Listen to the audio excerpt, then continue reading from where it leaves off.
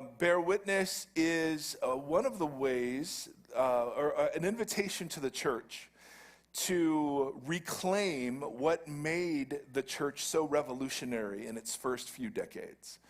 The church was not filled with a bunch of people who'd gone through evangelism training and could share the Romans road or something.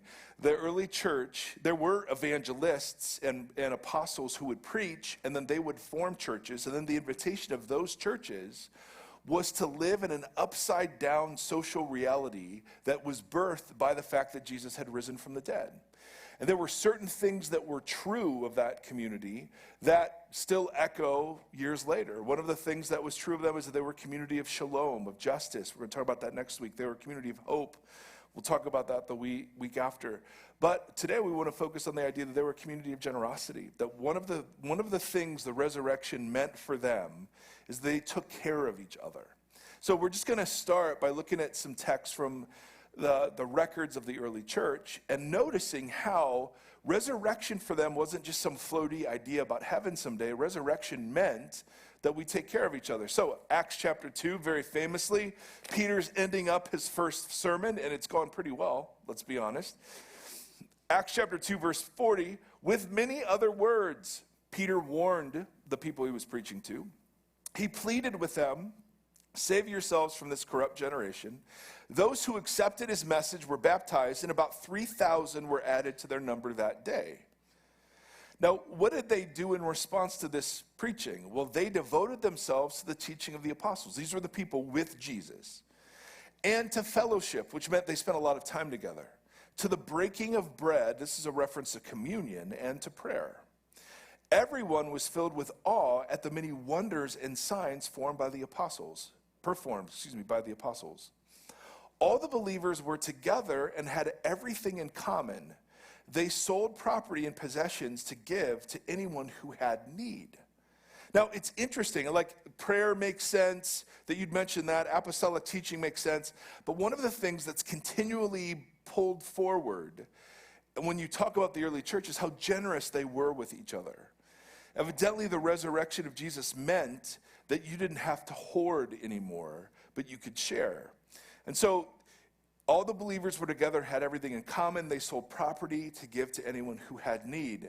I find that just extremely interesting, that of all the things that you could say about the early church, this is one consistent refrain that we get throughout almost all of the descriptions. In Acts chapter 4, all the believers, verse 32, were one in heart and mind. No one claimed that any of their possessions was their own, but they shared everything they had. And all the communists in our community said yes. With great power, the apostles continued to testify to what? To the resurrection of Jesus. And God's grace was so powerfully at work in them all that there were no needy persons. That was the evidence that God's grace was among them, is that there were no needy persons among them. From time to time, those who'd owned land or houses sold them and brought money from the sales and put it at the apostles' feet. And it was distributed to anyone who had need. So, of all the ways you could talk about the countercultural nature of the early church, one of the things that gets repeatedly mentioned is that they were testifying to the resurrection. They were bearing witness to the resurrection by how they took care of each other in very tangible financial ways. In Acts 6, in those days when the number of disciples was increasing, the Hellenistic Jews, these are the Greek-speaking Jews, among them complained against the Hebrew-speaking Jews that their widows were being overlooked in the daily distribution of food. Now, we'll talk about that disagreement next week, but just notice that one of the things that the resurrection meant for them is they had a daily distribution of food, and the widows were on that list. Notice Acts chapter 11. During this time, some prophets came down from Jerusalem to Antioch. One of them, named Agabus, stood up and through the Spirit predicted that a severe famine would spread over the entire Roman world. This happened during the reign of Claudius. The disciples, and then what's this next phrase? Say it. Thank you. Decided to provide help for the brothers and sisters living in Judea. So we're gonna see a theme about as each one was able, but just notice that for now.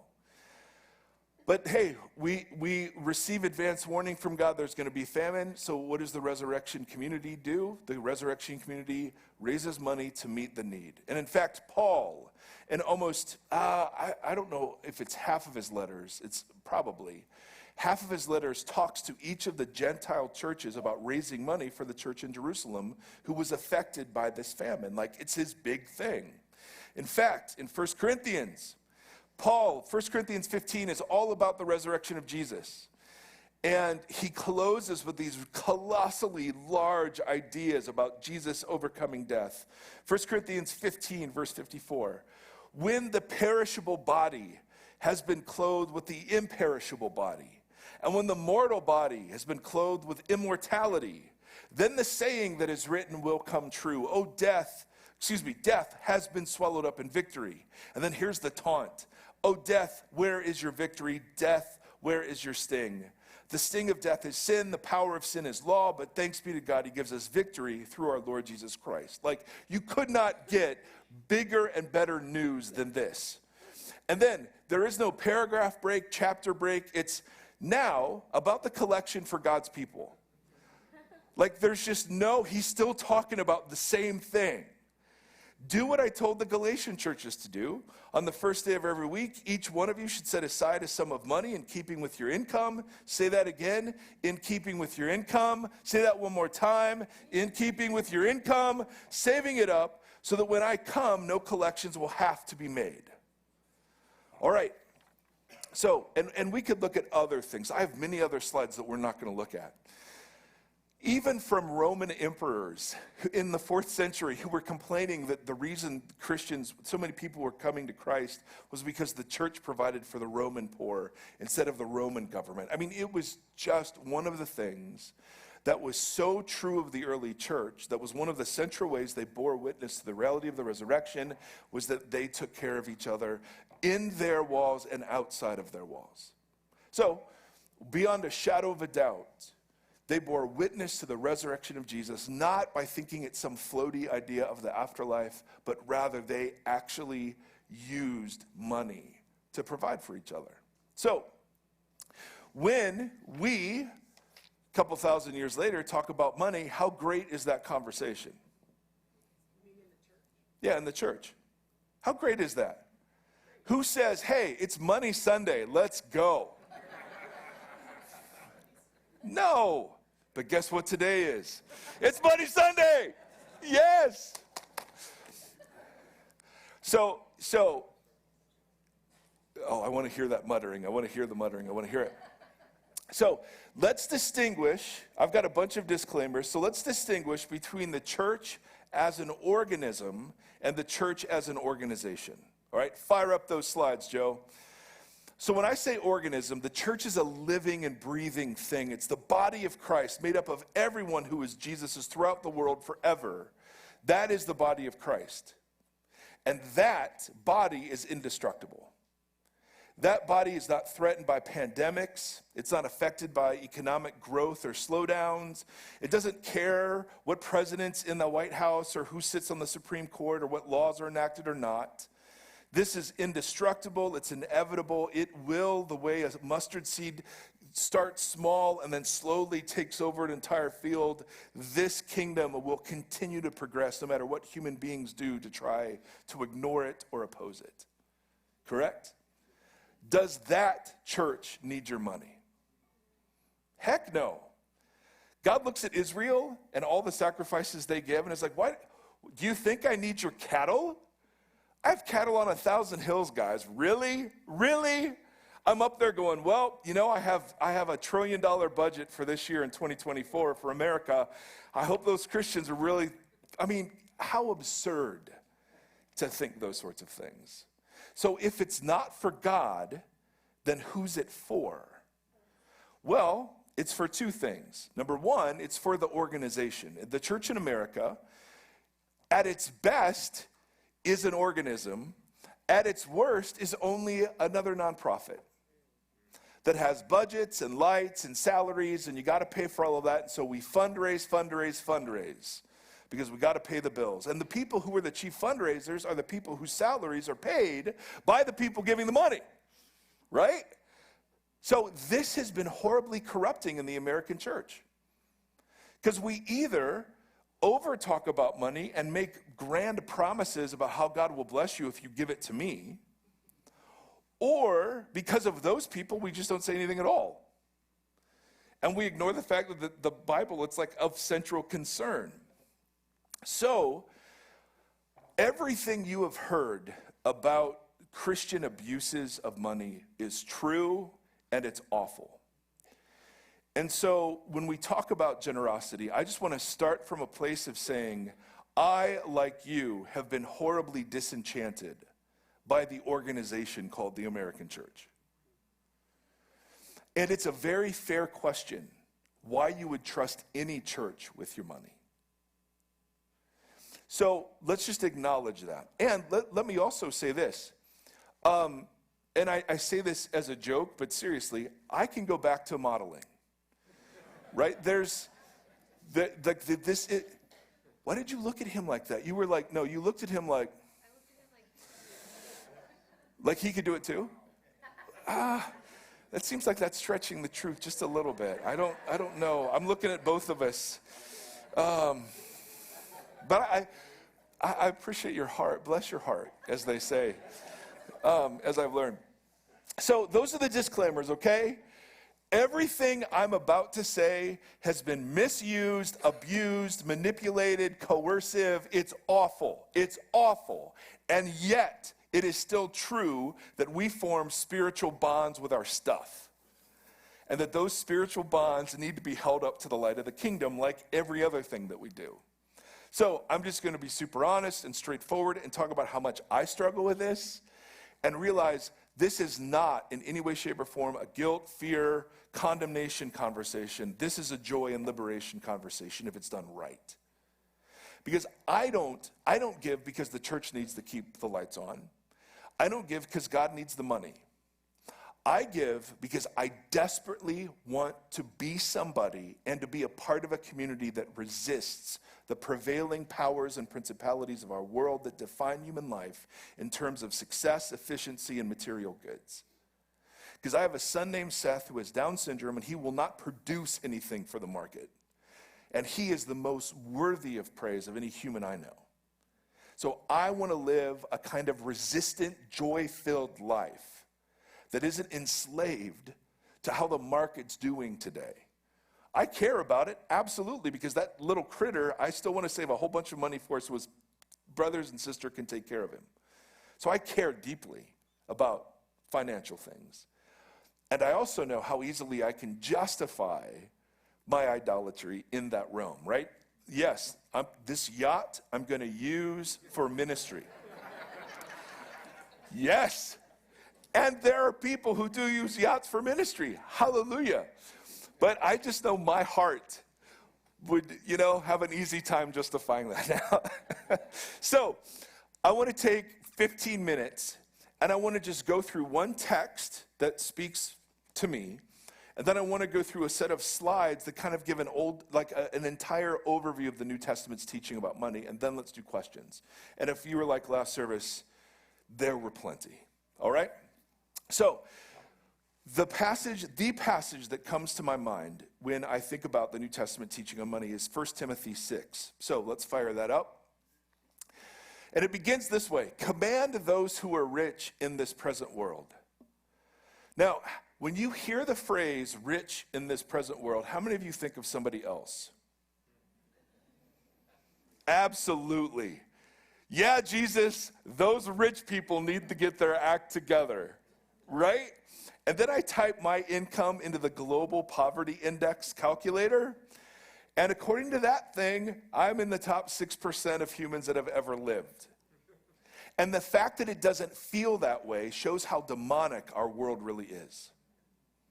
The fact that I, with 2 TVs, right, 4 cars, because our dumb kids drive cars, and a savings account, don't think I'm rich, that shows you how insidious the whole system is. Now, is there real poverty in America? You bet. And is there real poverty in our church? You bet. And if you're here and you can barely keep your head above water, your God's invitation to you is to keep treading water, get out of debt, do your best.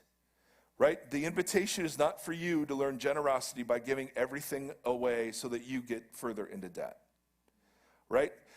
I'm talking about the people like me who want to think about other people who are rich. When, according to the text, I should be thinking about me. Does that make sense? That's a bunch of us here. So, command me, one who is rich in this present world, not to be arrogant, right? And that's why I dress so simply. I just don't want to be arrogant. These are my winter shoes. So these are my winter shoes. Nor, I don't need you chirping about pedicures, love. That is a waste of God's money. I'm telling you that right now.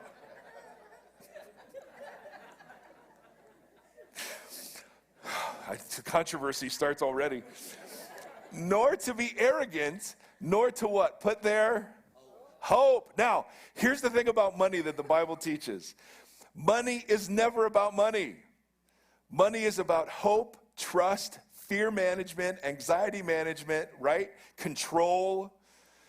Money is never about money. One of the big lies that I was taught is that money is neutral and it's just something to be used. And Jesus taught, nope, money has a magnetic force. And by money, I don't just mean cash. I mean possessions, stuff, belongings, the whole package. And if we're really honest, we all recognize that. I recognize that and feel that most specifically in airports. If they lose my luggage, all of a sudden, I'm going to miss those things more than any, like anything I've ever missed before. If somehow my luggage is misplaced, I don't know. I have formed mystic bonds to my stuff. And so the invitation is to not put hope in that. And again, it's so easy to say. But one of the reasons why the scriptures invite us to assume a posture of generosity is because I'm actually warring against the hope that I have in wealth. And that hope, by the way, is so uncertain, if you put it there. But rather, back to 1 Timothy, put your hope in God. And then here's the line that Tim referenced. Who richly provides us with everything for our enjoyment. I don't look at God like that. I see the world as a place of scarcity and competition. So I've got to get mine, right? If God isn't going to just shower me with a salary, I have to go grab it, right? God isn't up there saying, hey, it doesn't matter if you need an advanced degree or not, right? I'm just going to go ahead and give you the knowledge that an advanced degree would give you. So I come from a place where I look at the world and I do not look at God as someone who richly provides us everything for our enjoyment. I look at God as a God I have to buy off in order to be blessed by him. And that is so different from how Paul and Jesus talk about the God of the scriptures, right? The God of abundance, the God who enjoys blessing regardless of whether or not you bless back. Command the rich people, me, to do good, to be rich in good deeds, to be generous and willing to share. How broad is that? Is that just money? No, generosity is like a whole way of living. And in this way, they will lay up treasure for themselves as a firm foundation for the coming age, so they, me, might take hold of the life that is truly life. I've been around rich people who are greedy, and I've been around poor people who are generous. I've been around people that give 10% of their income, and they do it to buy God off. And I've been around people who give 1% of their income, and they're the most generous people you've ever met. There is nothing we're going to talk about that is some sort of percentage that you have to, like a line you've got to cross. 3 times, Paul has the opportunity to instruct Gentile believers to give a percentage, and he never does. Give according to your means. Give as you decide in your heart. Can any percentage capture that? No. So anytime you hear somebody pounding you with Old Testament passages about robbing God because you're not giving your tithe, hasn't read their New Testament well enough.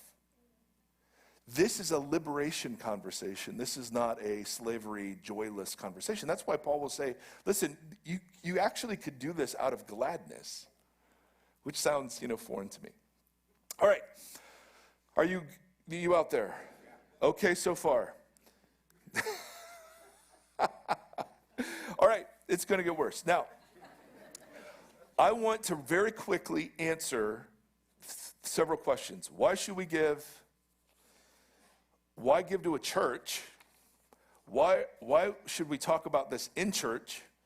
And then how should we do it? And this is just summarizing New Testament teaching, and then we'll do questions, because I can feel them. All right, why should we give? Number one, because all we have is God's. We are only managers of his resources and are held accountable for how we use our lives and possessions. Man, that comes, if you ever want Jesus' take on possessions, read Luke. 1 in every 3 lines is about managing the possessions of the absent king. It's incredible. Number 2, it's an act of worship, right? God, not the church, is the object of giving. Number 3, I don't know about you, but my heart is attached to my treasuring. So beyond meeting our physical needs, how we spend money shows what we really treasure. And redirecting, like where we spend money, redirects our treasurings. So the idea, at least for me, is because I form mystic bonds with bank accounts and portfolios and possessions, one of the ways I war against those mystic bonds is by taking some of that and giving it away with no strings attached. Number 4, and this is the doozy for us, greed and unqualified accumulation are resoundingly condemned in the Bible. There are more warnings about wealth than any other ethical subject in the New Testament, which is really ironic because they were poor, most of them. And money is the only rival god that Jesus mentions by name.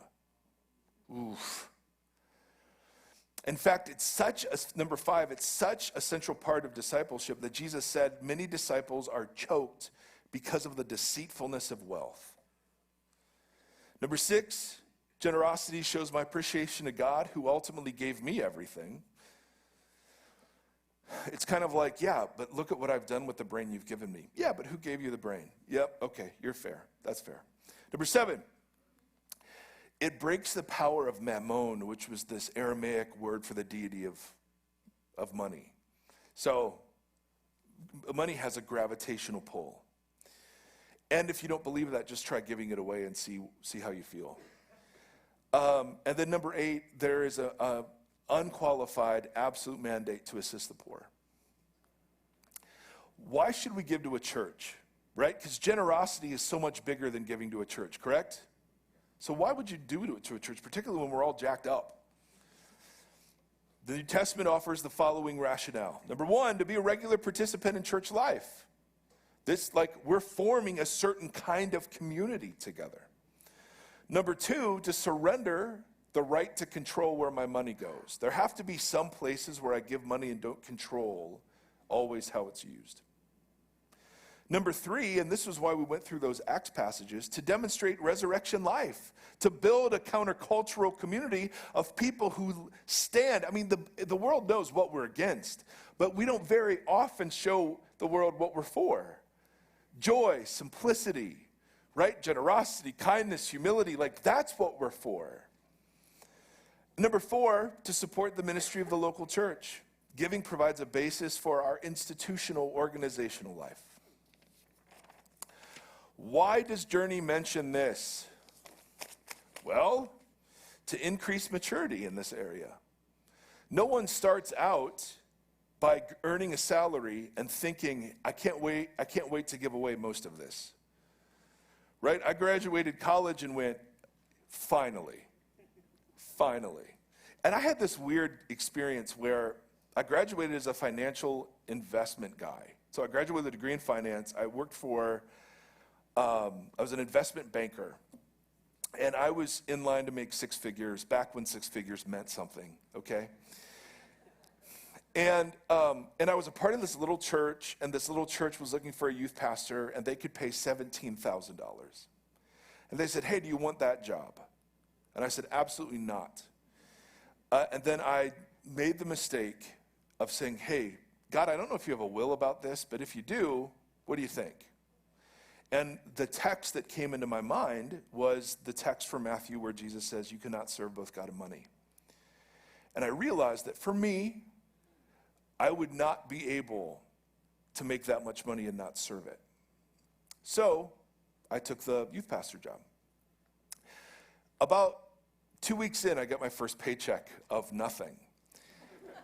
And my senior pastor shows up to me and he's like, hey, let's talk about tithing.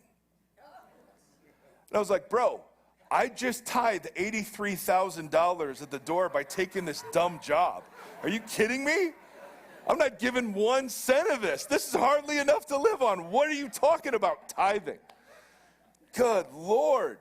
Still burns me.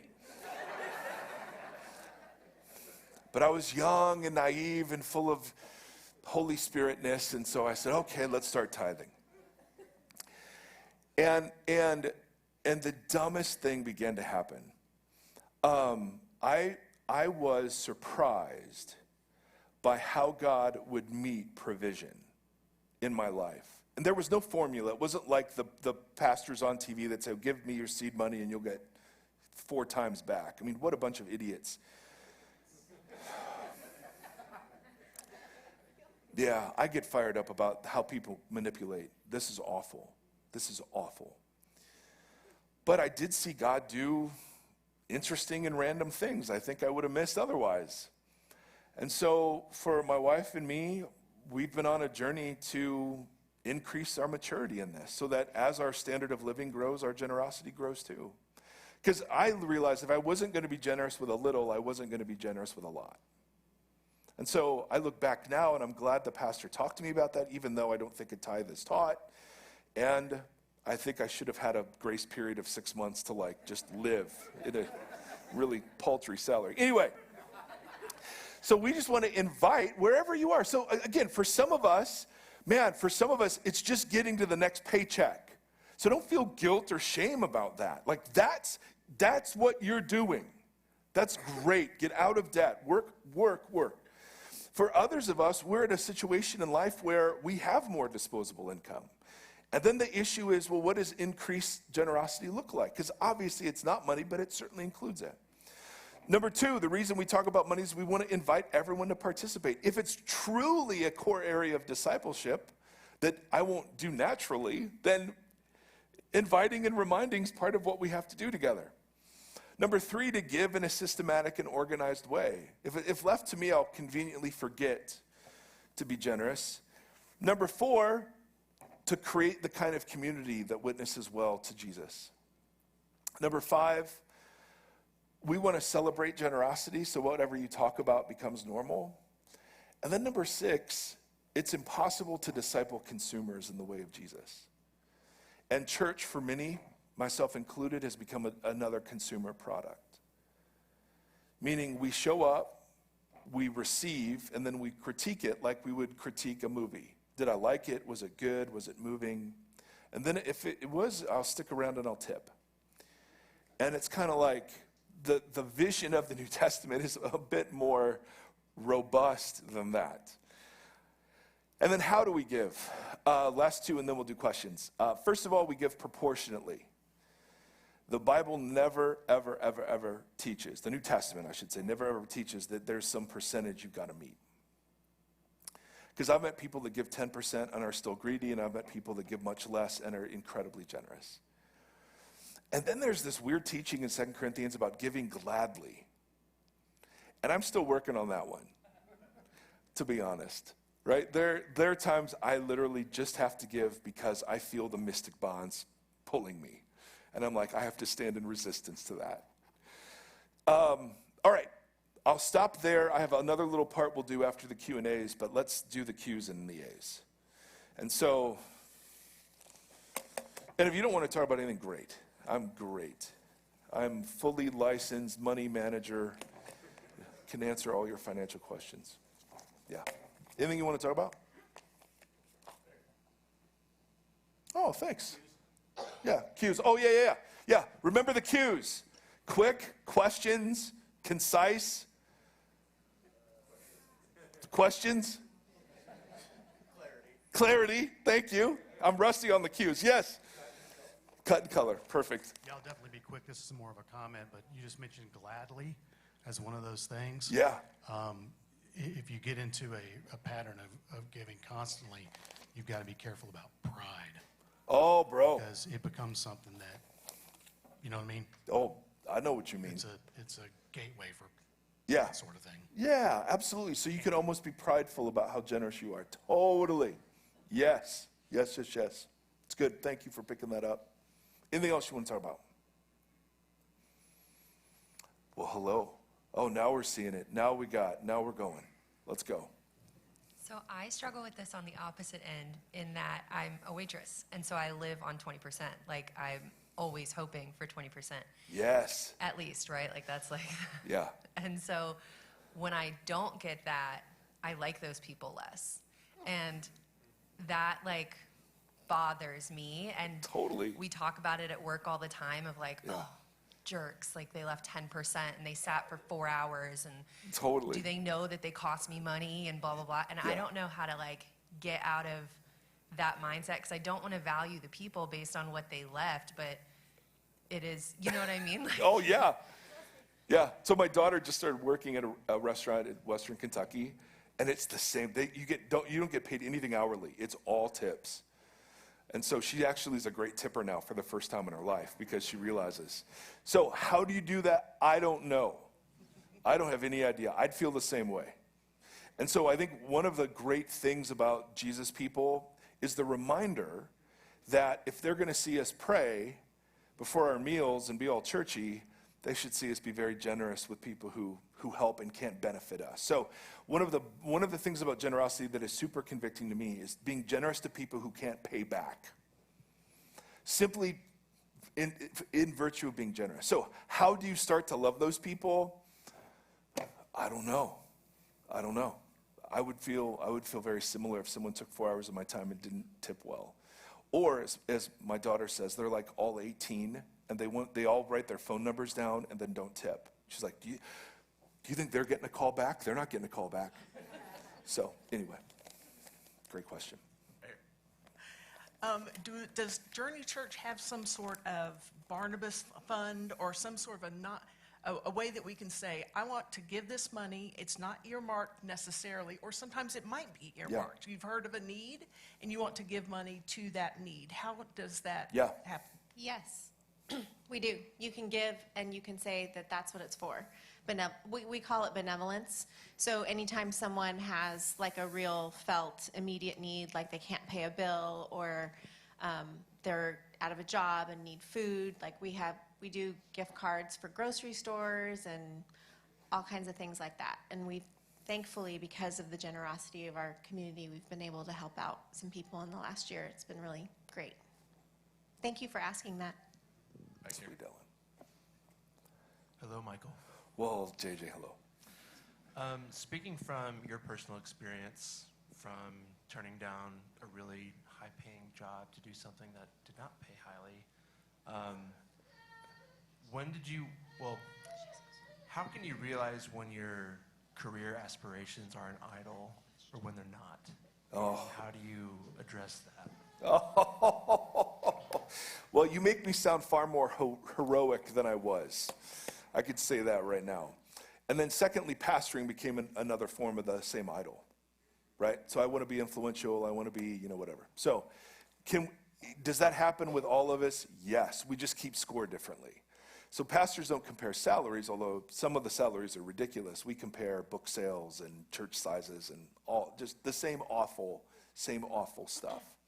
So the way that God has been forming and shaping me away from that includes regular generosity that's both planned and spontaneous, lots of therapy about where my identity is really found and why it is that I chose to get into a profession that so easily performs, because I'm a performer. And so that whole combination has been really reshaping. So just because you want to do something doesn't mean it's bad. As my therapist says, sometimes our desires are there for good reasons and you can trust them. I want to measure the fruit of my way of living. Is the fruit of my way of living fear, control, anxiety, stress, ugliness, or is the fear of my way of living increasing joy, increasing generosity, increasing humility?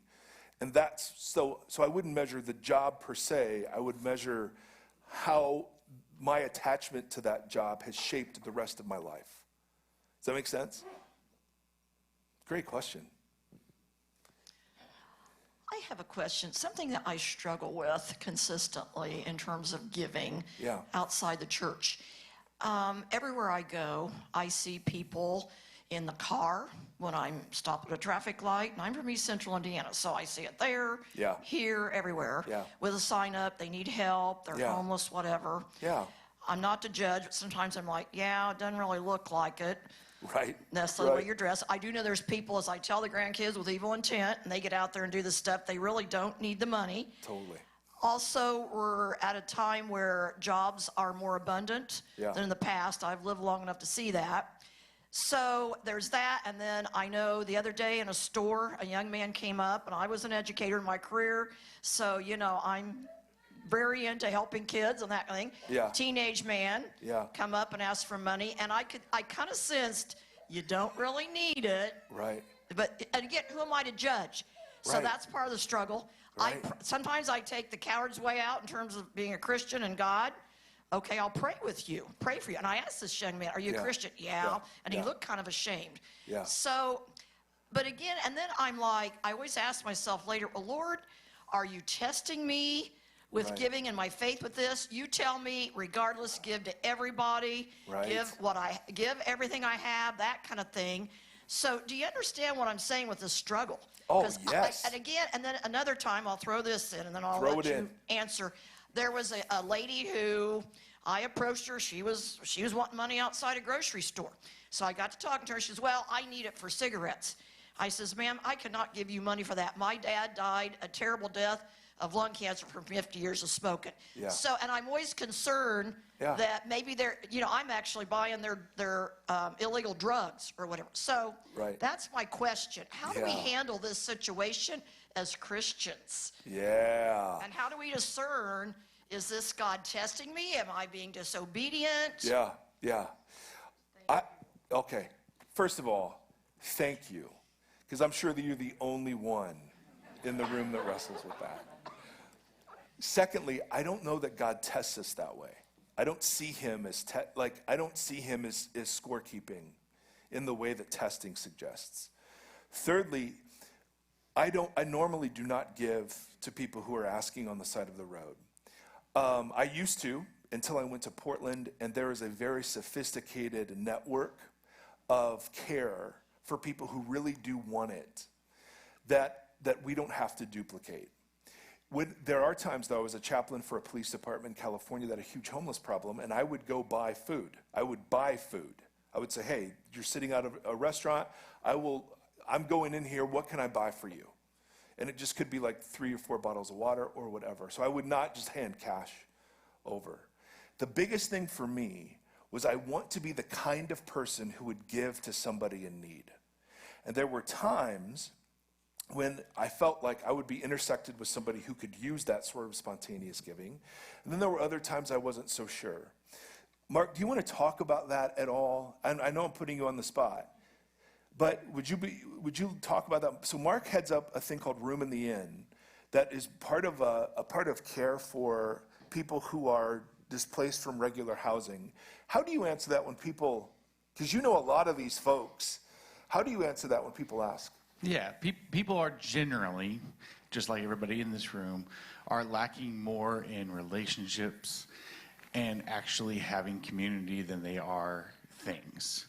There is resources around this city, especially in Nashville, for people to get a meal, to be able to have access to all kinds of money, to access to housing, all kinds of things. But what they lack is community. And that's a good word, dude. So what we just even try to do through shelter here, the shelter part that we do here tomorrow night, it's not necessarily about solving the issue of homelessness. It is about putting you next to somebody that is experiencing homelessness so you can actually have that conversation. I will just add this. There's not enough affordable housing in the city. If you make $3,000 a month, you can't afford anything in Nashville. So you might be on the street, have money, and still be in a situation. The best thing to do is learn what resources are in your city. You said you about Portland. Learn what resources are in your city, and then also just have a conversation. These are people with names, with faces. Find out their name. You can awfully say, I'll pray for you, but knowing what is actually available to people is probably the best thing you can ever do for anybody. Thanks, Mark. Way to go. Look at, and you guys are right next to each other. See that? Jesus took the wheel. Yes. I wondered if you could speak to how we as believers don't overvalue or undervalue our skills, how we, I think as a woman business owner, Yeah. I, want to protect women who understand the value they bring to the table. I also know Totally. we and a lot of our friends over the years, the word ministry has been abused to accept a lower salary because it's ministry, and Totally.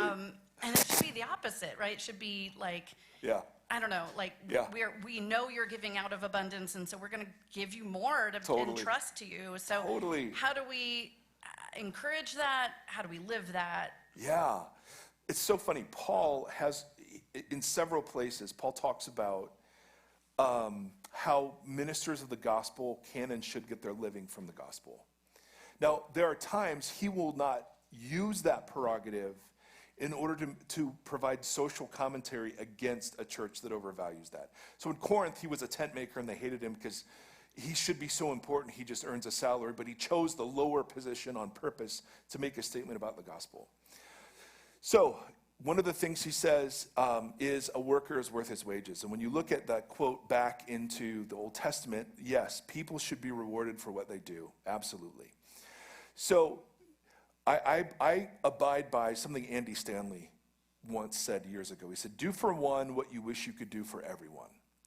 So there has to be a place where, let's say as a therapist, you have a certain rate, and that rate is, it's market driven, it's what you're worth, it's what all the things. But then perhaps there's somebody that you see that doesn't pay that rate. And it's simply a generous thing. I don't know that you should feel guilted into taking less for the sake of ministry. I think maybe there are times when that's a legitimate ploy, but I've seen it abused too. And I really think that when Christians are dealing with money, they should be generous in how they pay, how they take care of each other, how they tip. I just think if we really believe Jesus has risen from the dead, right, we're not hoarders. Now that doesn't mean we don't save and plan. All of that's legit. But I also think there should be a greater freedom with each other that says, well, just because you're a Christian, you should willingly take less because you're a Christian. I don't see that in the New Testament teaching. Thanks, Emily. That's really good. Anything else? Hey. Hey. Sorry. Oh, yeah. Sorry. Don't hold the mic. Sorry. Second week in a row, I'm asking a question, so I feel a little vulnerable right now. Aw. But Well, don't. I won't ask one next week. But I just wondered if you could just quickly touch again on the 10% thing. I have been told 10% my entire life. And not only that, like, that is a wider, not just the American church. I lived for 13 years in England. I mean, it's all 10%, right? And Yeah. pastors all over, Yeah. maybe the world. I haven't Yeah. lived in tons of places, but Yeah. talk about that. So and I love what you're saying, but I also just Yeah. would love to test hear. Test it. Yeah, I I love just it. want to hear a little bit more Yeah. because in my head it's always 10%. And some people would say 10% specifically to the church. Anything above and beyond goes out the other Yeah. way. And then my follow-up comment would be, show me in the church writings where it says that. Because it never says that. They will have to go to the Old Testament and say, well, look at how people supported the temple system to make that argument. So there are 3 passages where we're talking about giving. So here's one. The disciples, as each one was able, decided to provide help for the brothers and sisters. Here's another one. On the first day of the week, each one of you should set aside a sum of money in keeping with your income. Here's another one.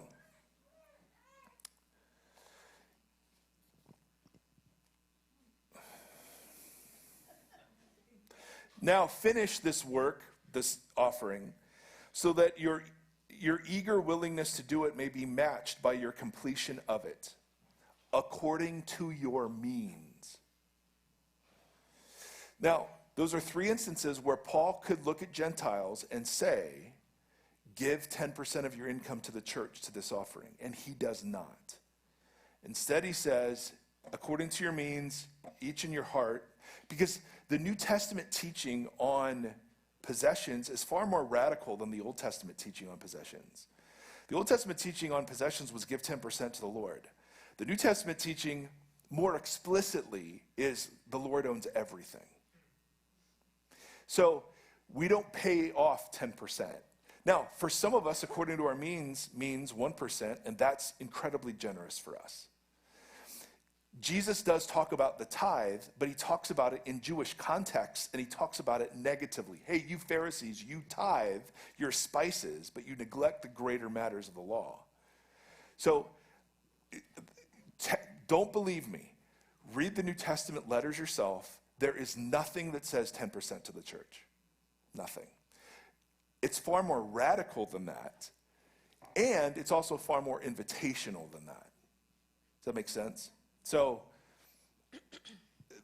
we in the church insert rules and formulas where there aren't any, and we do that with dating and love and romance and money and all the big topics. And it's easier to live with the rules than it is to say, it's easier to check off a percentage. Was I generous or not this year? Than it is to say, well, let me look back on what I made and where that went. Does that make sense? So, great question. All right, last one. Sweetie, because you and I are going to go home together. I love your general good statements for everybody. Honey Bear, let's go to Ty real quick. Okay. So, I know we're talking about money particularly, but I think the greatest resource we have, which is equal for everybody, and it's canned. It's got a limit. It's going to expire, and that's our time. Yeah, good. And so I would argue, on your example, that the time you and your family have given to the faith is probably much more important than the dollars you might have given with that six-figure salary. Ooh, Ty. Picture this as a mic. So stupid. All right. Before we do communion, my wife has a really good, helpful comment for everyone. That I don't feel guilty about giving. Okay, do it. All right, so shortly before we found out about Seth and had Seth, I had prayed, sincerely to God for more patience. And for a long time, after Seth was born, I felt like God gave me Seth to provide opportunities to be patient, right? And I was sort of frustrated, like, this is not what I meant. I came to realize, however, and I feel that this is the same with generosity, that what he did for me and what he continues to do for me, not just with Seth, but for other areas, and when there is a time and a need for patience, he stops me and calms me and brings me to a place of choosing. Does that make sense? He didn't give me Seth to provide more patience. In so having Seth, he now, every time, like in the car driving or in this, he gives me the opportunity to choose, am I going to be patient or not? And in that time, it's a split second, I feel like he's like, here you go. Here you go.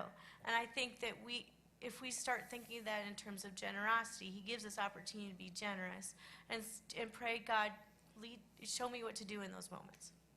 I think that's different. Boom.